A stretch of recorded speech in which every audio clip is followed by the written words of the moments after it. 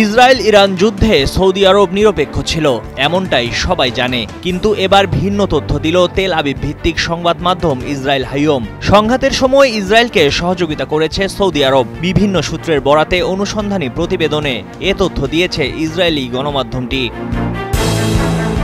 12 দিনের সংঘাতে প্রকাশ্যে নিরপেক্ষ অবস্থান ছিল সৌদি আরবের, কিন্তু বাস্তবে ইরানের ছোড়া ড্রোন ঠেকাতে ইসরায়েলকে হেলিকপ্টার দিয়ে সাহায্য করেছে রিয়াদ। তারা নিজ দেশের আকাশসীমায় হেলিকপ্টার মোতায়েন করে এবং ইরানের পাঠানো বিস্ফোরক বোঝাই চালকবিহীন আকাশযান ধ্বংস করে বলছে হাইয়ম। এমনকি জর্ডান ও ইরাকের আকাশসীমা ব্যবহার করে ইরানের ড্রোন ধ্বংস করেছে সৌদি আরব। উল্লেখ্য, ইরানকে কয়েক দেশের উপর দিয়ে ইসরায়েলে হামলা চালাতে হয়েছে।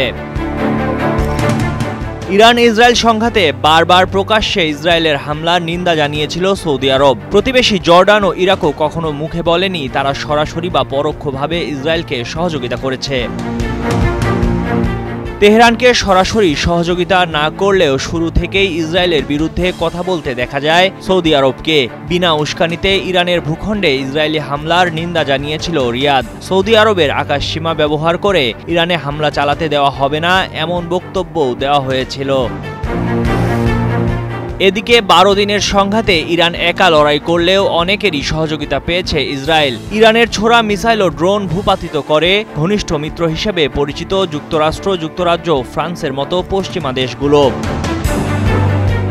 মধ্যপ্রাচ্যের অন্যতম শক্তিশালী বিমান বাহিনী সৌদি আরবের। অবশ্য দেশটির কাছে থাকা fighter jet, air defence system সহ বেশিরভাগ সমরাস্ত্রই ইসরায়েলের সবচেয়ে কাছের বন্ধু যুক্তরাষ্ট্রের দেওয়া। ময়ূখ ইসলাম, কালের কণ্ঠ।